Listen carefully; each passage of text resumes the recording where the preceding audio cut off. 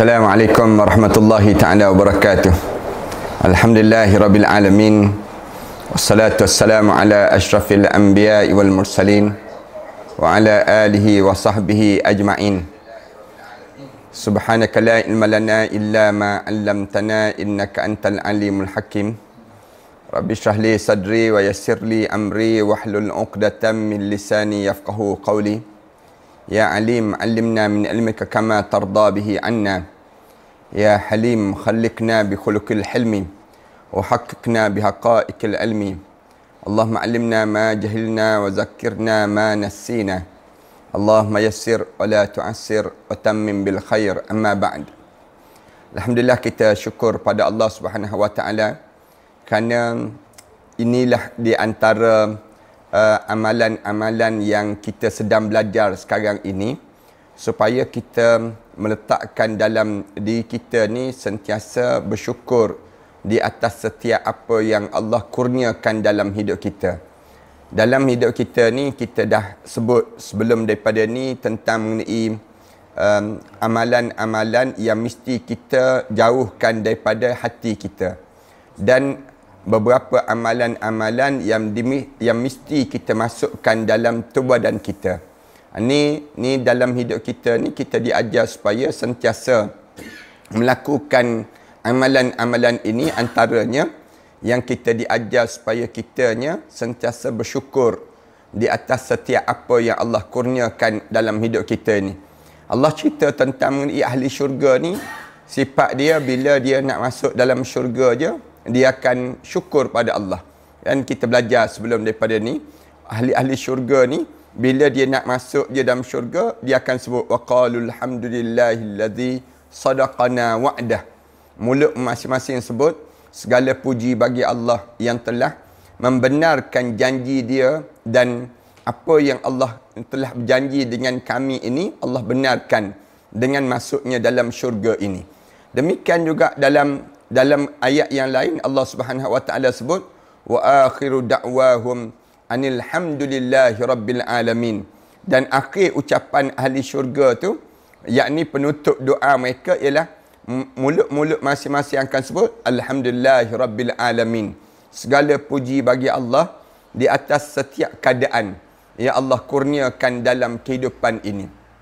Alhamdulillah, para penonton, sahabat-sahabat yang dikasihi sekalian, setiap pagi Khamis sebegini, kita belajar di Masjid Negeri Shah Alam. Dan biasanya kita membicarakan tentang mengenai batas-batas ataupun amalan-amalan yang perlu kita masukkan dalam jiwa kita ini. Dalam tubuh badan kita ni ada amalan-amalan yang mesti kita sentiasa ada. Amalan dipanggil amalan batiniyah. Amalan ke batin pada diri kita ni. Antaranya amalan ikhlas. Antaranya amalan kita diajar supaya kitanya bersyukur. Ini di antara amalan yang terlibat dalam masalah hati di kalangan kitanya. Hari ini insya-Allah kita akan cerita tentang mengenai batas syukur dan hakikatnya. Pengertian syukur tu dan hakikatnya yang kita belajar dalam kitab Induk Penyucian Jiwa ini. Bersyukur dan menyatakan kesyukuran kehadrat Allah Ta'ala Subhanahu wa ta'ala itu termasuk salah satu maqam ataupun tempat kedudukan orang yang menempuh jalan kesucian lahir dan juga batin. Ini di antara kedudukan, di antara tingkat yang tinggi sikit dalam Islam ni ialah bila kita ni sentiasa bersyukur. Kerana nak bersyukur ni jarang di kalangan kita boleh bersyukur. Kebanyakan di kalangan kita, merekanya tak boleh nak sebut Alhamdulillah. Tapi mereka sebut nasib baik, ataupun mereka boleh sebut apa ni yang disebut nasib baik tak terkena lagi. Ni kebanyakan kita disebut kalimah-kalimah demikian. Nasib baik ni. Tapi kalau kita boleh sebut alhamdulillah, maknanya kedudukan kita tu dah tinggi dah. Kedudukan kita memahami setiap nikmat yang Allah bagi pada kita tu, lalu kita akan sebut alhamdulillah, sama ada zahir kita ataupun sama ada batin kita. Syukur itu sendiri tersusun dari adanya ilmu pengetahuan.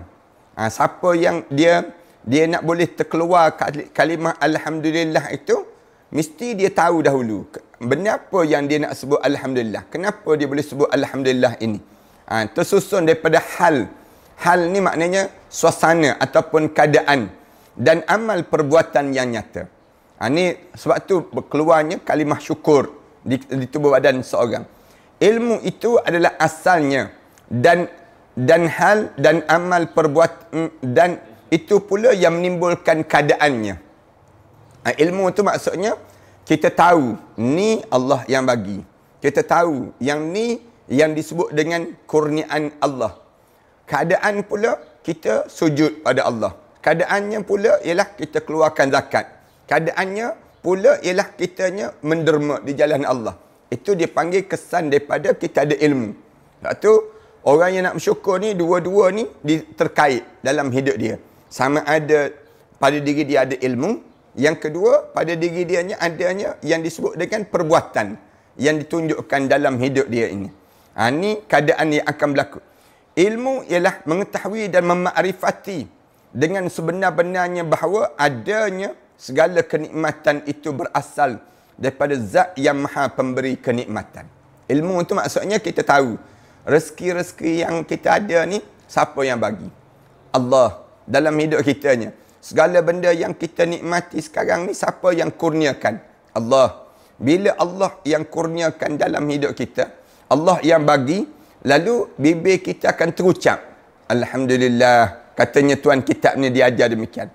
Manakala hal adalah perasaan gembira dan sukacita sebab adanya kenikmatan pada dirinya yang diberikan kepadanya oleh Allah Ta'ala. Hal ni maksudnya tindakan kita, kesan daripada Allah bagi nikmat-nikmat pada diri kita ini, lalu kenikmatan yang kita nikmati ini, lalu kita tunjukkan dengan cara bagaimana? Buat jamuan. Orang kita kan, orang tanya, jamuan apa ni? Jamuan kesyukuran. Dia akan sebut demikian. Kadang-kadang orang kita ni, bila dapat satu-satu pemberian, lalu dia akan buat apa dia? Dia buat yang dia panggil adik-beradik dia. Dia belanja untuk pergi buat umrah. Misal contohnya. Adik-beradik dia tanya, kenapa? Kesyukuran di atas kenikmatan yang Allah bagi. Demikian juga dia bangun solat pada malam hari. Kenapa solat di malam hari? Kerana dia nak bersyukur di atas nikmat yang Allah bagi pada diri dia tadi. Ini maha pemberi kenikmatan tadi. Sedangkan amal ialah mengerjakan, melaksanakan apa yang dimaksudkan oleh pemberi nikmat kenikmatan tadi. Dan ada pun yang berupa perbuatan yang sangat disenangi serta dicintai olehnya. Juga apa yang diredai olehnya manakala dilakukan dengan perbuatan tuadan dia. Maknanya tindakan kitanya kita akan buat semua benda yang Allah bagi ni kita guna untuk taat pada perintah Allah. Kenderaan kita bukan kita guna untuk pergi beli nombeko, bukan guna untuk pergi minum arak, buat maksiat, tak. Tapi kereta kita guna untuk pergi masjid. Misal contohnya. Ni menunjukkan kesyukuran. Perbuatan kita ni, kita buat satu benda yang menunjukkan kita ni, perbuatan itu diredai di sisi Allah Subhanahu Wa Taala. Itu cara bila kita dapat nikmat. Juga apa yang diredai olehnya, manakala dilakukan. Kalau kita buat tu Allah suka. Itu tanda kesyukuran di atas setiap apa yang Allah kurniakan dalam kehidupan kita. Perbuatan yang sedemikian itu tentu saja ada hubungan dengan hati. Perbuatan yang kita buat ni tentu ada hubungan dengan hati. Pula anggota tubuh secara keseluruhan dan juga pada lidahnya, pada lisannya. Orang yang bersyukur ni kita boleh tengok pada hati dia dan juga pada lidah dia. Tanda dia bersyukur. Pula anggota tubuh secara keseluruhan dan pula pada lisannya. Semuanya itu tentu saja penting sekali untuk diterangkan. Penting untuk kita cerita agar dengan sebab mengetahui kesemuanya tadi, dapatlah dicapai suatu pengetahuan yang meliputi segala-galanya mengenai hakikat syukur. Baru kita faham makna syukur-syukur tu apa dia dalam hidup kita ni. Bila kita nak, dia terbentuk tiga-tiga ni pada diri kita. Kita tahu, kita ada ilmu. Yang kedua, kita bertindak melalui perbuatan kita. Dan yang ketiga, hati kita ni sentiasa suka dengan apa yang Allah kurniakan dalam hidup kita. Tiga-tiga ni terangkum sekali. Tanda kesyukuran pada seorang. Mengapa demikian? Tentu saja sebab apa yang dikatakan dalam batas kesyukuran itu tidak mungkin dimaklumi semua dalam makna yang sesempurna mungkin. Kalau kita tanya, hakikat syukur tu sebenarnya apa dia, Ustaz? Kita nak faham maknanya syukur ni apa dia. Kita payah nak faham. Marilah kita mulai mengadakan perbahasan satu demi satu. Tuan kitab kita ni sebut. Asal yang pertamanya ialah adanya ilmu pengetahuan. Syukur-syukur ni asalnya kerana kita tahu benda tersebut, benda yang diberi oleh Allah. Hal ini 3 perkara yang perlu diteliti dengan secermat-cermatnya. Iaitu bentuk kenikmatan itu sendiri. Kita tengok nikmat apa sebenarnya Allah bagi pada kita. Tujuan dan apa hak kenikmatan yang dianugerahkan oleh Allah Ta'ala kepada kita. Sama juga kita perhati betul-betul. Kenapa Allah naikkan pangkat kita? Misal contohnya, kenapa Allah bagi pada kita ni harta yang banyak? Kenapa Allah bagi pada kita ni ilmu yang luas? Kenapa Allah bagi pada diri kita ni, dalam hidup kita ni Allah bagi banyak benda dalam hidup kita. Lalu Allah bagi ni tujuan apa? Allah bagi anak, misal contohnya. Kenapa Allah kurniakan kita anak? Kerana ramai orang kahwin tak dapat anak-anak. Tak dapat anak. Kita pula, alhamdulillah, kahwin mudah je kahwin, kemudian dapat zuriat. Alhamdulillah, dapat zuriat. Kenapa Allah kurniakan kita zuriat? Allah bagi pada kita ni zuriat. Ni maknanya kita mula memikirkan kenapa Allah bagi demikian. Dan apa hak kenikmatan yang dianugerahkan oleh Allah, yang Allah bagi itu tujuan apa? Dan zat yang menganugerahkan kenikmatan tadi, sifat apa sahaja yang menyebabkan kenikmatan itu dapat menjadi sempurna. Juga bagaimana kenikmatan dapat dikeluarkan. Lalu kita tanya, macam mana nak jadikan pada diri kita ni, nikmat yang kita dapati ini, dalam hidup kita ini, dalam keadaan yang kita boleh guna untuk mentaati perintah Allah. Ni hakikat dapat syukur. Lalu diberikan pada orang yang dikehendaki oleh Allah Ta'ala. Lalu selayaknya kita bagi kepada siapa yang layak, yang Allah Subhanahu Wa Ta'ala nak bagi pada mereka. Jadi secara ringkasnya ialah bahawa 3 perkara yang dimaksudkan tadi itu kenikmatan. Kita tahu nikmat apa dia. Nikmat tidur, nikmat makan sedap, nikmat minum air batu pula misal contohnya. Minum sorang-sorang pula misal contohnya. Nikmat pada diri kita ni, bila kita diberi nikmat sebegini. Kemudian dalam hidup kita ni Allah bagi kenikmatan tu banyak. Boleh menapas, lega pada tubuh badan kita. Nikmat kan, kenikmatan. Dapat kita berumah tangga, ada isteri, ada anak-anak. Kemudian nikmat ni banyak sangat yang Allah bagi. Fabi ayyi ala'i rabbikuma tukadziban. Allah tanya, nikmat mana yang kamu nak dustakan dengan pemberian yang Allah bagi pada diri kamu. Yang kedua, kita kena tahu siapa yang beri nikmat itu. Ni ilmu ni nak menghasilkan rasa syukur. Kita kena tahu siapa yang bagi nikmat pada kita tadi. Barulah kita rasa syukur. Alhamdulillah, Allah yang bagi dalam hidup. Pemberi nikmat pada kita ni, yakni Allah. Kita boleh berjalan, kita boleh naik tangga, kita boleh hidup kita ni, semua Allah bagi nikmat. Tak sakit lutut, kita boleh main, kita boleh tengok handphone elok-elok misal contohnya. Kita boleh buat banyak kerja dalam hidup kita. Siapa yang bagi semua tu? Allah yang memberi demikian. Yang ketiga, yang diberi nikmat. Siapa yang diberi nikmat? Kita sedang diberi nikmat oleh Allah Subhanahu Wa Taala. Yakni pada siapa kenikmatan disampaikan oleh yang maha pemberi nikmat. 3 benda ni kan. Pemberi, kemudian nikmat itu sendiri. Yang ketiga, yang mendapat nikmat. Siapa yang bagi? Allah.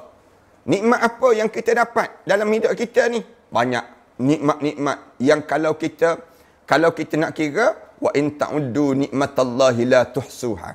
Kalau kamu nak kira nikmat Allah, tak terbilang, banyak sangat nikmat yang Allah Subhanahu Wa Taala kurniakan dalam kehidupan kita ini.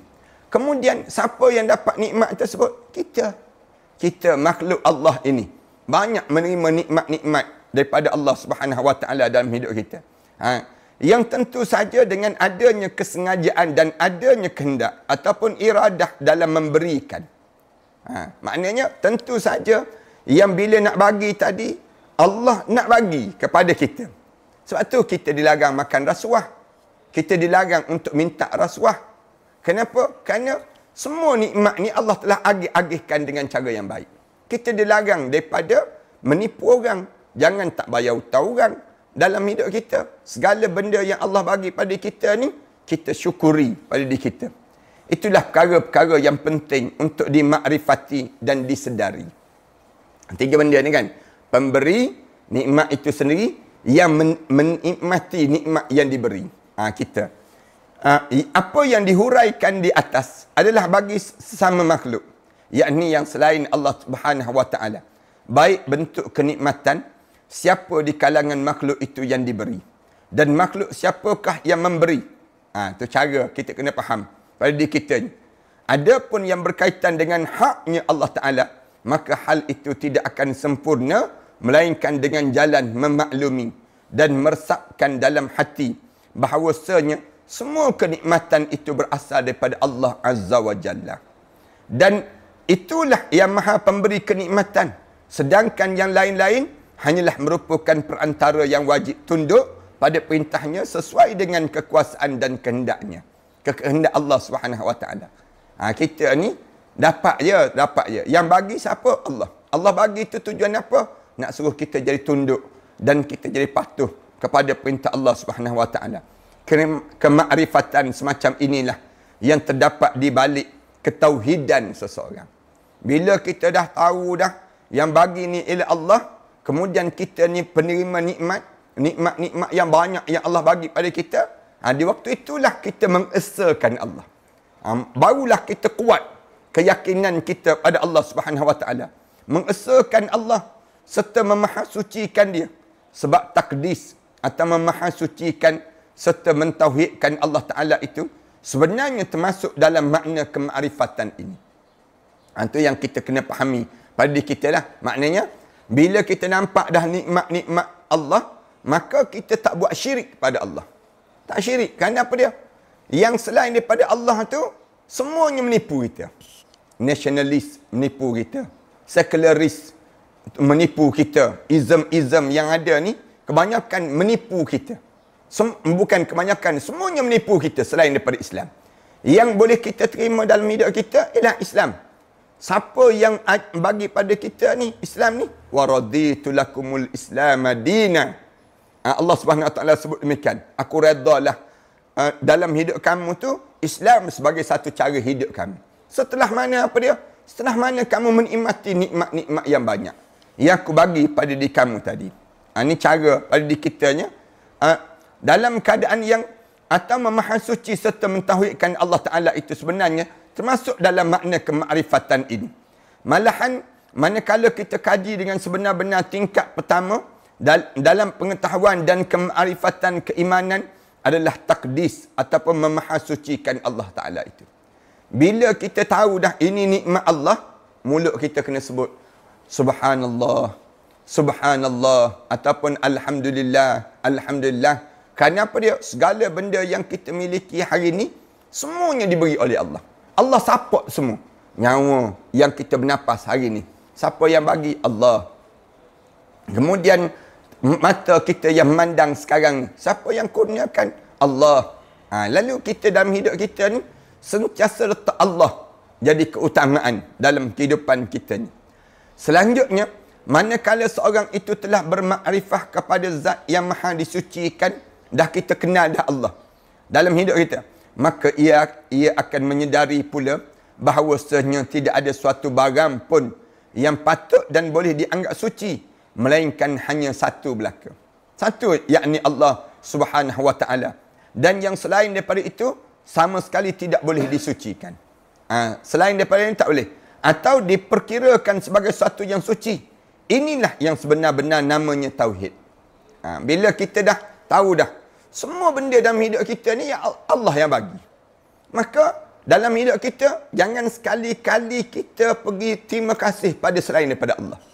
Dalam hidup kita ni segala benda dalam hidup kita ni, pakaian kita, mata kita, telinga kita, segala benda dalam hidup kita ni semuanya Allah yang bagi. Kenapa kita nak pergi syirik lagi pada Allah ni? Kenapa kita nak sucikan selain daripada Allah lagi? Inilah yang dinamakan dengan tauhid. Tauhid ni maknanya apa dia? Kamu mengesakan Allah. Setelah mana kamu mengetahui ni segala nikmat yang ada pada diri kamu ni, siapa yang bagi pada kamu? Allah. Bila Allah yang bagi pada kita, maka kewajipan dalam hidup kita ni hanya menjadikan Allah yang esa pada diri kita ni. Atau memahaesakan Allah Azza wa Jalla. Bila kita mengenali nikmat-nikmat yang Allah kurniakan pada kita. Selanjutnya segala apa yang ada dalam alam semesta ini, adanya hanyalah masalah ketauhidan yang sedemikian tadi. Dalam cerita alam ini yang berlaku kerana apa dia? Manusia tak faham nikmat yang sedang mereka nikmati itu, siapa yang bagi? Bila kita nampak orang yang bagi, kita nampak yang bagi ni ialah orang tu. Yang bagi ni, projek ini disediakan oleh kerajaan tu. Jadi kita terima kasih pada dia je lah. Kita tak terima kasih pada Allah. Ini yang salah di kalangan kita. Kita sentiasa dalam hidup kita ni, terima kasih pada orang tu, terima kasih pada orang ni. Kita tak sebut Alhamdulillah, segala puji bagi Allah. Jadi semuanya itu adalah kenikmatan yang Allah sedang kurniakan. Oleh sebab itu, kemakrifatan yang sebagaimana tercantum di atas itu, jatuh dalam tingkat ataupun rutbah ketiga kerana dengan adanya kaitan syukur dengan memahasucikan serta mentauhidkan.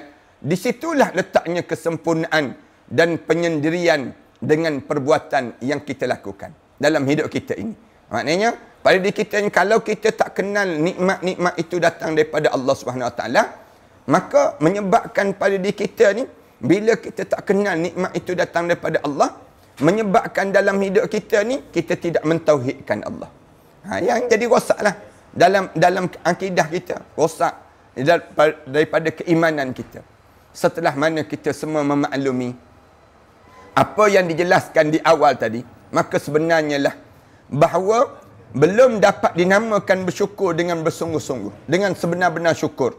Manakala seorang itu belum menyedari serta berkeyakinan yang segala sesuatu yang terjadi, juga yang ada, baik yang sudah, yang akan, ataupun yang sekarang kita saksikan ini adalah semata-mata terlaksana dengan kekuasaan Allah Azza wa Jalla belaka. Kalau kita tak faham yang ni, maknanya kita ni tidak benar lagi bersyukur. Bersyukur ni memaknai dan memahami apa yang dibawa oleh Allah Subhanahu Wa Taala itu dalam hidup kita ni. Dalam hidup kita ni, segala apa yang kita nikmati ni, Allah yang bagi. Lalu, bila kita faham betul-betul yang tu, baru betul syukur kita. Baru kita rasa nikmat dalam hidup kita. Oleh sebab itu, manakala seorang itu masih ragu-ragu, di kalangan kita ni, masih ragu-ragu di kalangan kita terhadap nikmat yang Allah bagi pada diri kita ini. Kemudian, atau bimbang dalam persoalan ini, masih lagi tak yakin dengan terhadap perbincangan kita ini, maka jelaslah bahawa orang itu tidak mengerti perihal kenikmatan. Orang itu tak mengerti nikmat yang dimiliki dalam hidup dia. Kalau kita ni, ya ke Ustaz, Allah ke yang bagi? Orang kita ragu-ragu demikian. Ataupun, saya berusaha kan Ustaz, mesti daripada usaha saya dapat yang demikian. Ragu-ragu lagi. Padahal, kita ni usaha yang memberi ialah Allah dalam hidup kita. Tak boleh pada diri kita rasa bahawa yang kita ni, yang dalam hidup kita ni, kita yang memberi, kita yang mendapatkannya. Tak. Tapi yang memberi pada kita ialah Allah. Dan kita ni dapat daripada mana? Usaha yang kita lakukan. Oleh itu Allah kurniakan pada diri kita nikmat tadi. Orang tadi tentu tidak merasa senang hanya kepada Maha Pemberi kenikmatan saja. Kalau ada di kalangan kita ni, dia rasa bahawa nikmat tadi yang diberi itu oleh yang disebut dengan orang lain. Kalau kita sebut Allah, dia pun rasa tak senang hati pada diri dia. Kemudian, tetapi bahkan lebih merasa senang kepada sesama manusia yang memberikan itu. Dia lebih terima kasih pada manusia. Ada kan orang begitu. Dia terima kasih, rela dia tak semayang. Rela dia tak tutup aurat. Kenapa? Dia nak jaga hati toke dia, nak jaga hati bos dia. Padahal nikmat yang dikecapi itu ialah siapa yang bagi? Allah yang kurniakan pada kita. Jangan kita terikat dengan makhluk. Jangan. Tetapi kita kena ikat diri kita dengan Khalik, dengan Allah yang menjadikan demikian. Kadang-kadang kan orang kita ni, dia takut nak bertindak dalam hidup dia.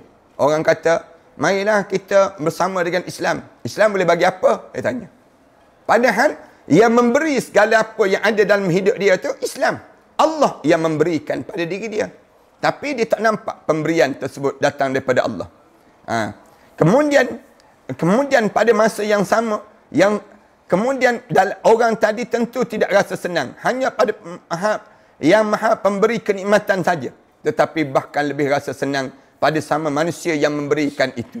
Dan yang tampak kelihatan di mata kepalanya. Allahu Akbar.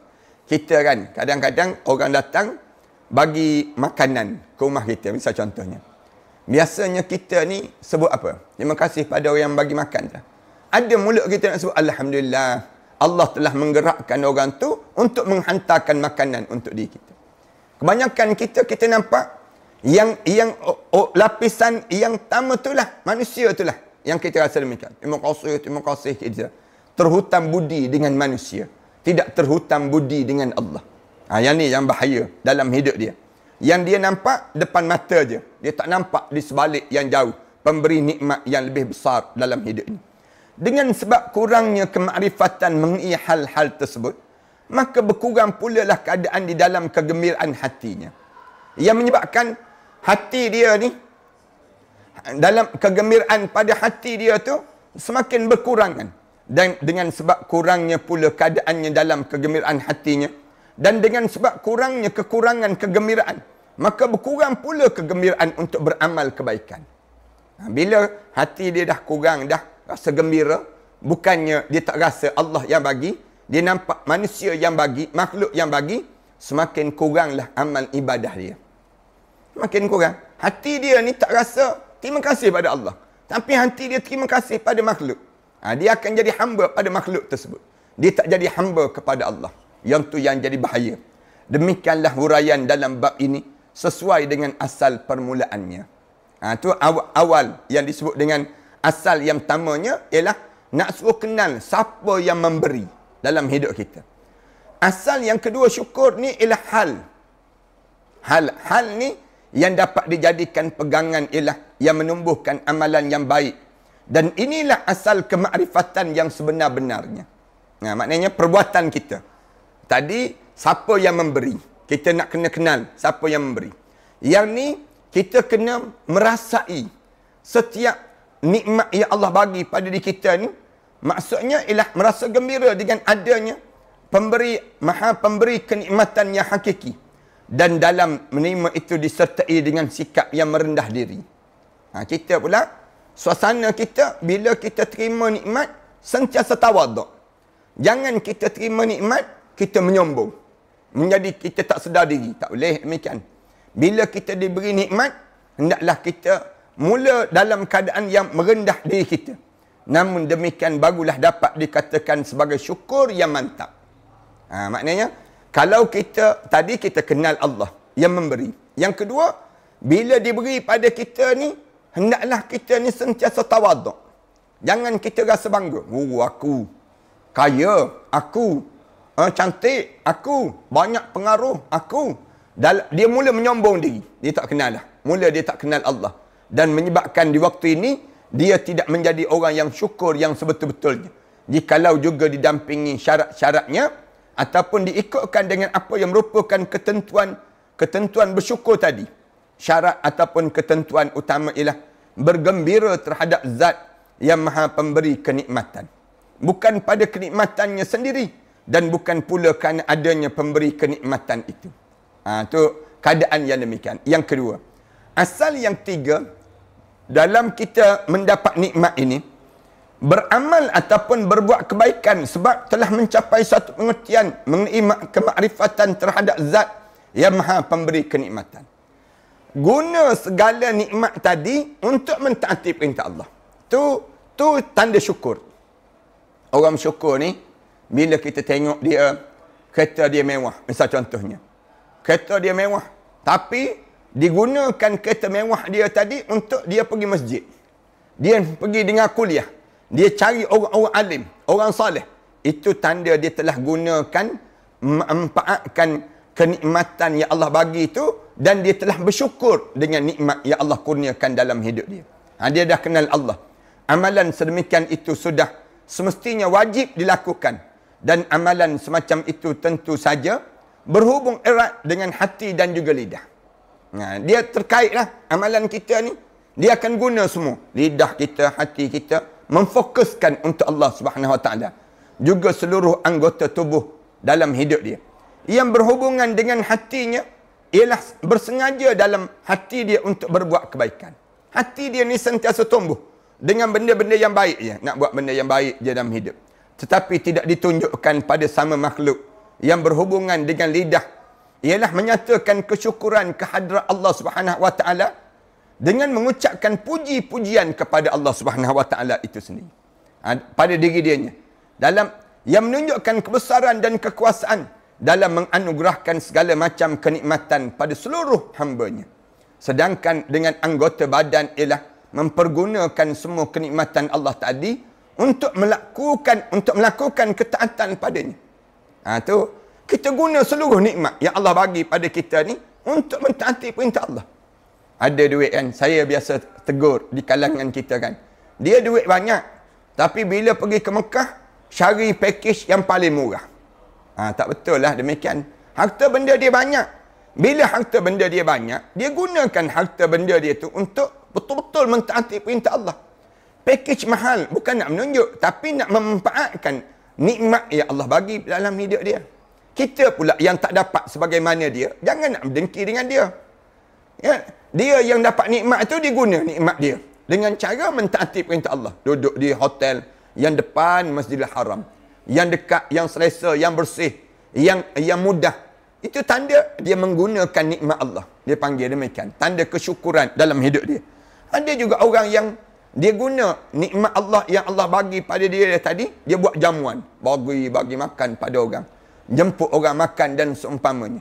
Ini dia menggunakan seluruh nikmat dengan anggota badan dia, pergunakan semua kenikmatan Allah untuk melakukan ketaatan pada Allah, serta menjaga kenikmatan tadi untuk tidak berbuat maksiat dan kemungkaran ataupun apa saja yang tidak diredai oleh Allah Subhanahu Wa Taala.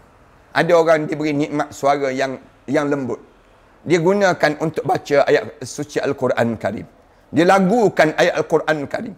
Tapi ada orang yang dia beri nikmat suara yang bagus, tapi melolong je dalam hidup dia.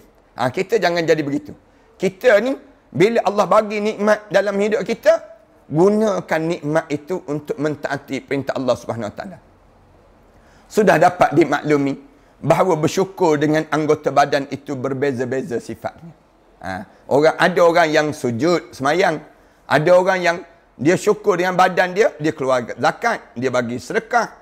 Ada orang yang dia bersyukur dengan nikmat badan, ditunjuk dengan nikmat badan dia apa dia? Dia menunaikan haji, melaksanakan ibadat umrah.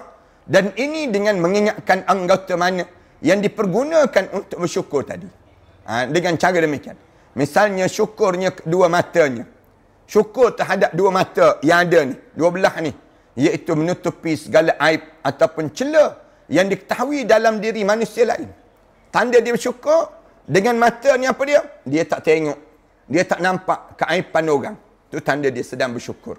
Dia tak pandang, dia tak sibuk nak bagi tahu, iaitu menutupi segala aib ataupun celah yang diketahui dalam diri manusia lain. Syukur telinga pula, syukur kedua telinga ialah menutupi celah orang lain yang sampai pada telinganya.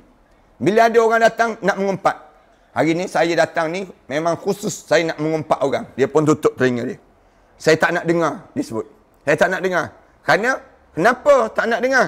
Kerana saya bersyukur dengan nikmat pendengaran telinga ni, benda yang baik-baik je saya nak dengar. Saya tak nak dengar benda yang melagakan, melekakan dan seumpamanya. Seluruhnya itu dan juga contoh-contoh yang lain adalah termasuk dalam golongan mensyukuri kenikmatan Allah Ta'ala yang dilakukan dengan anggota tubuh. Misalnya yang lain ialah bersyukur dengan lidah, ialah dengan jalan menyatakan keredaan kepada Allah Ta'ala untuk melaksanakan apa sahaja yang diperintah olehnya. Syukur lidah ni Dia gunakan apa dia? Dia sebut Alhamdulillah, Alhamdulillah, Alhamdulillah. Saya akan buat apa yang saya janji dengan Allah dalam hidup dia. Oleh orang-orang salaf salihin dahulu, saling bertanya antara mereka perihal kenikmatan yang telah diterima.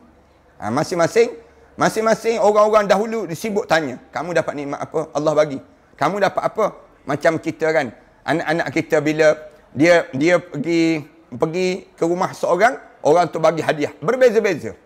Orang bagi hadiah tu, keluar-keluar daripada rumah tu, kawan-kawan dia akan tanya, kamu dapat apa? Kamu dapat apa? Orang soleh ni pun sama juga. Dia sibuk tanya sesama orang soleh ni, kamu dapat apa? Kamu dapat apa? Tujuan kamu dapat itu tujuan apa dia? Nak suruh syukur pada Allah Subhanahu Wa Taala. Namun bukan bermaksud apa-apa.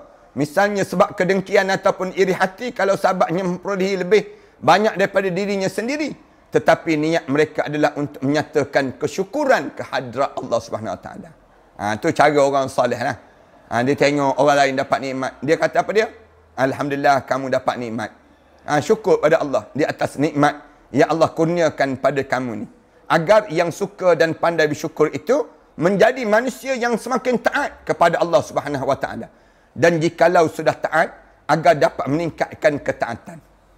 Kalau dah taat dah, dia semakin meningkat ketaatan dalam hidup dia. Kemudian orang yang mengatakan apa yang sebenarnya, itu ialah manusia yang benar dalam ketaatan. Dia cerita sebenar, saya dapat yang macam ni. Allah bagi nikmat saya macam ni. Dan bila saya dapat nikmat ni, saya bersyukur kepada Allah Subhanahu Wa Taala dalam setiap keadaan. Inilah jadi tujuan mereka, bukan sekali-kali untuk menunjuk pamer ataupun riak, dengan melahirkan apa yang sebenarnya tidak diperolehi dalam hidup mereka. Ada pun yang ditanya, ada kalanya ia menyatakan kesyukuran dengan ikhlas. Ini cara demikian. Bila ditanya saja, di kalangan mereka sebut Alhamdulillah, saya dapat nikmat ini daripada Allah. Saya dapat nikmat sebegini daripada Allah.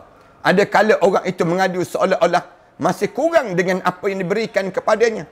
Ada juga jenis orang yang bila diceritakan pada dia nikmat, dia kata, banyak lagi saya tak dapat ni. Sepatutnya Allah kena bagi pada saya banyak lagi. Dia rasa demikian pada diri dia. Dan ada kala orang itu berdiam diri saja. Ada orang yang kalau kita tanya dia, kamu dapat nikmat apa? Kamu dapat nikmat apa? Dia diam je. Dia tak jawab apa-apa. Pun boleh juga. Keadaan semikian rupa itu pasti terjadi, akan diketahui manakala ditanya perihal keadaan dirinya dalam menerima apa yang dikurniakan oleh Allah kepada masing-masing orang di atas. Ingatlah selalu bahawasanya bersyukur itu adalah ketaatan. Siapa yang bersyukur, itu tanda dia sedang memberi ketaatan pada Allah. Siapa yang tak bersyukur, itu tanda kekufuran yang telah dijelaskan daripada jasadnya. Ingat ya, ayat ni yang saya nak ulang ni. Siapa yang sentiasa bersyukur, itu tanda dia sedang menunjukkan ketaatan pada Allah. Manakala orang yang dalam keadaan yang dianya kufur ataupun dia tak bersyukur pada yang diberi oleh Allah Subhanahu Wa Taala ini, maka di saat tersebut akan menjadikan diri dianya menunjukkan kekufuran yang ditunjukkan pada Allah Subhanahu Wa Taala tadi. Bagaimana bukan dianggap buruk adanya pengaduan tadi, padahal datangnya adalah daripada maharaja sekalian raja. Kalau yang mengadu tadi, sedangkan ia datang daripada kekuasaan Allah. Dalam genggamannya jualah segala sesuatu yang dianugerahkan kepada hamba-Nya yang memilikinya. Kemudian dan hamba itu tidak dapat berbuat apa-apa melainkan dengan pertolongan dan kekuasaan daripada Allah Subhanahu Wa Taala. Dalam hidup kita ni demikian. Maka agama telah mengajar mana yang sebaik dilakukan dan pasti jelas benarnya, iaitu manakala seorang itu tidak dapat menanggung kesabaran dan tidak dapat menahan bencana yang sudah ditakdirkan oleh Allah Ta'ala, dan bencana tersebut mengundang dirinya untuk melakukan pengaduan, maka hendaknya pengaduan itu disampaikan ke hadrat Allah Subhanahu Wa Ta'ala. Bukannya hanya Allah yang memberi bala, Allah yang memberi bencana dan memalahpatahkan, dan dia pula yang melenyapkan segala sesuatu itu. Merasa hina di hadrat Allah Ta'ala menguasai adalah satu kemuliaan.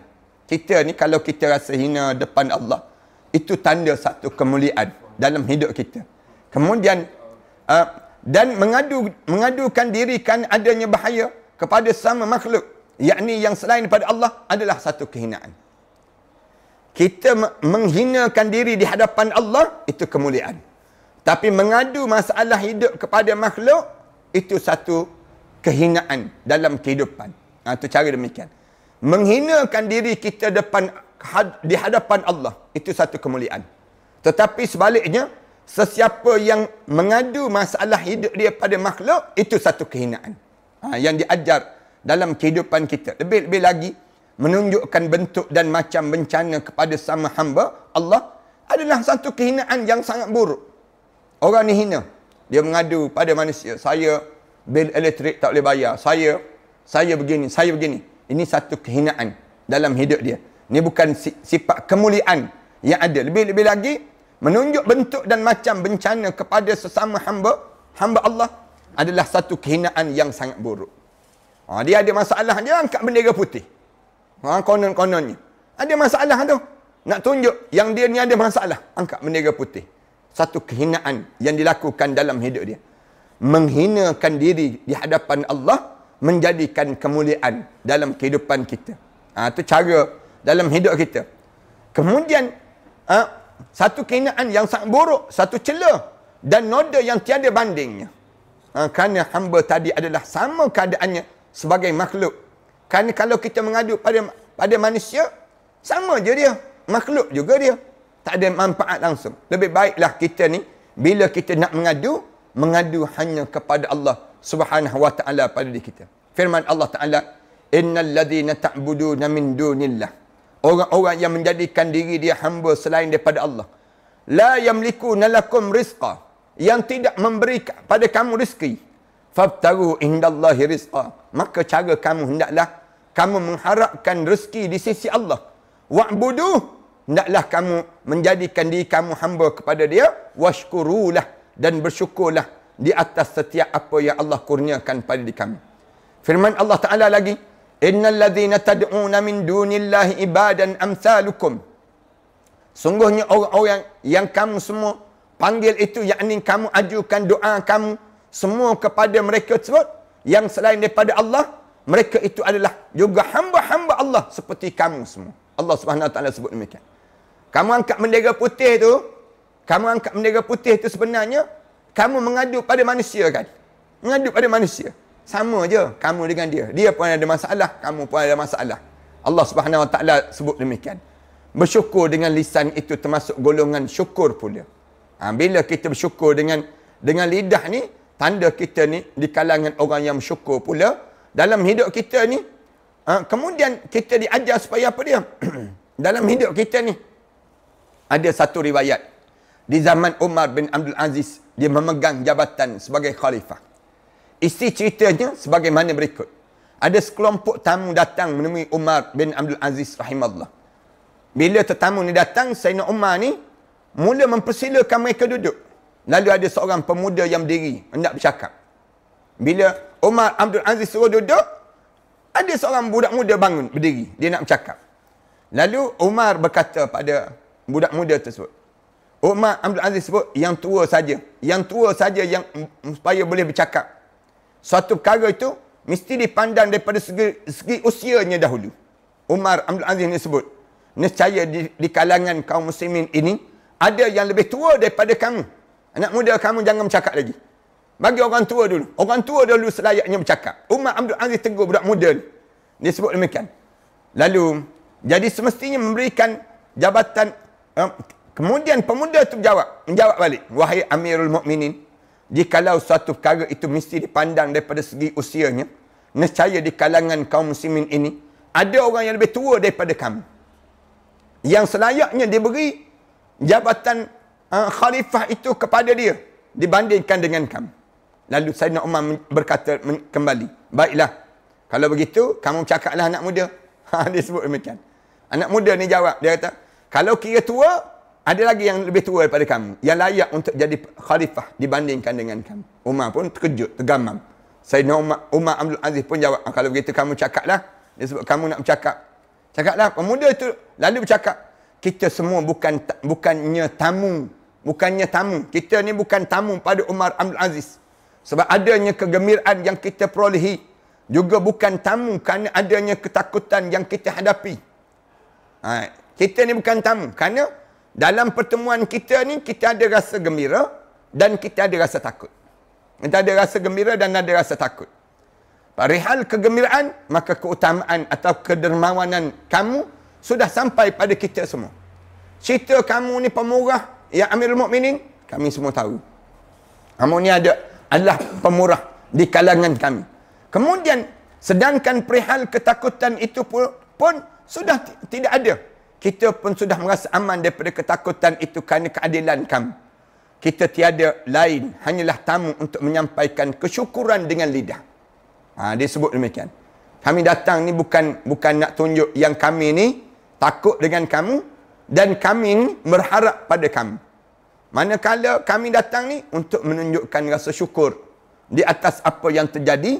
Jadi kita adalah tamu yang bersyukur dengan lidah dan kini kita akan kembali ke negeri kita lagi. Pemuda tu jawab, kami datang nak sebut syukur pada Allah. Syukur pada Allah je di atas jabatan yang kamu miliki itu.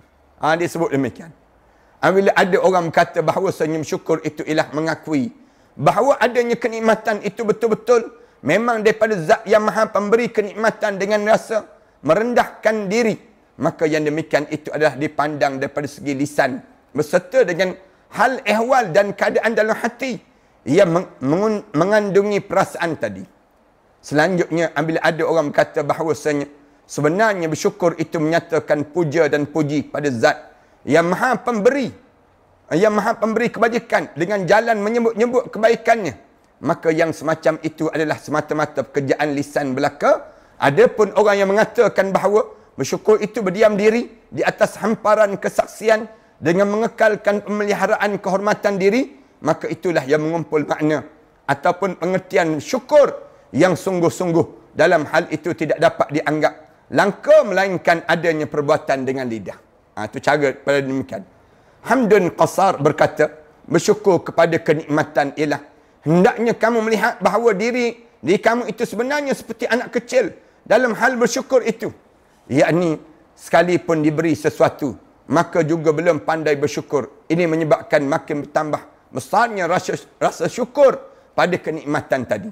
Inilah suatu isyarat yang tunjuk yang makna kemakrifatan daripada sekian banyaknya pengertian syukur tadi.